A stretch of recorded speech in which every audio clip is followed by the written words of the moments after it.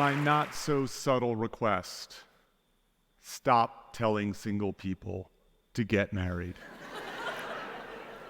20 years ago, I threw myself a bachelor party as a new professor at CU Boulder. Backs were slapped, stories were shared, glasses clinked. But there was a hitch. I wasn't getting hitched. My rationale, without a wedding in sight: why do married folks get to have all the fun? Unbeknownst to me, that night, I joined a movement, the solo movement, where being single isn't just tolerated, it's celebrated. Not less than, not better, just a different path filled with opportunities to live remarkably. In 1960, 90% of adults in the United States would go on to get married. Today, 50% of adults in the US are unmarried. 25% of millennials are projected to never marry. And don't get me started on what's happening with Gen Z. Yet, we still live in a world built for two. Married people have access to over 1,000 legal advantages unavailable to singles: tax breaks, Social Security benefits. Singles invest heavily in marital milestones. This made sense when everyone got married, but for us lifelong singles, we have to buy our own crock pots.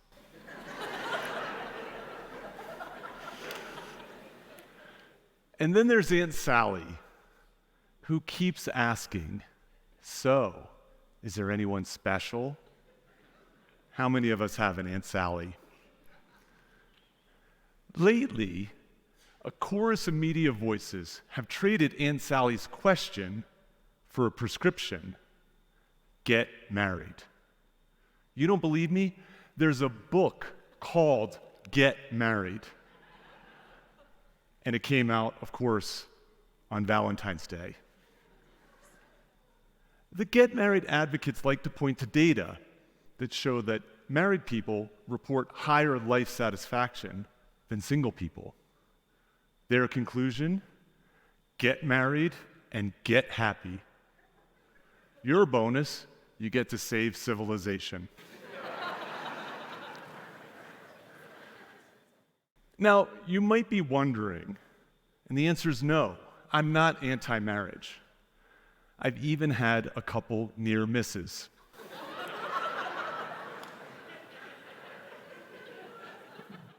But I am against over-prescribing marriage based on correlational data that the get married crowd is a little too wedded to. Any serious scientist who looks at these data comes to the same conclusion. That is, that people who get married are already slightly happier to begin with. But there is a happiness effect in the data. There's a wedding day bump, but it fades fast.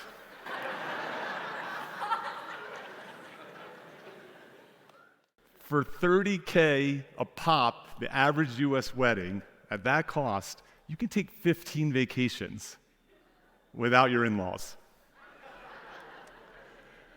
But here's the real puzzle, and it's one that the get married crowd can't answer, and that is this: if getting married makes you happy, why is it that the happiest places on earth feature the most people going solo? This is especially the case in Scandinavia. I say, rather than treating the rise of singles as a bug, let's treat it as a feature of progress, especially for women. The arranged marriage was invented 4,400 years ago in order to form business alliances during harsh agrarian times. Women were treated more like property than partners, with a husband receiving ownership from the father at the altar. Thankfully, today, marriage is more about love, and it's increasingly optional. The story of the rise of singles is the story of the rise of women. And it really got rolling with the invention of the spinning wheel. The spinsters who used it could earn their own money and escape being owned by a husband or a father. With the invention of birth control and greater access to education and economic opportunities, I do is becoming, do I?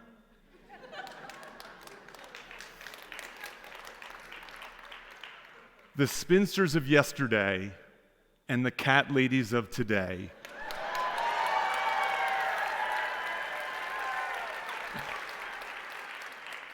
are not old maids. They're trailblazers, pioneers of independence. Urbanization, apartments, and the home appliances that were invented for housewives are spurring a huge increase in people living alone, especially in cities like Stockholm. Intrigued by these happy Scandinavians, I swapped out my Stetson for an Indiana Jones-style fedora and headed to Sweden, a global leader in gender equality. And I found lots of one-bedroom apartments filled with singles, some by choice, some by chance, but living rich, interconnected, remarkable lives. So let's dispense with the calls to get married. They're either already preaching to the choir or shouting into the wind. They're the someday singles. They're looking for their person, sometimes waiting hopelessly. The just may singles are open to possibilities, the hopeless romantics. But of single adults in the United States, half have other priorities. They're not looking for love or lust, whether for now or forever. And they're channeling their time and their energy and their attention into education, building businesses, creating art. For many singles, they live meaningful lives. Singles give more time, they're more likely to care for elderly parents and disabled friends, more so than their non-single counterparts.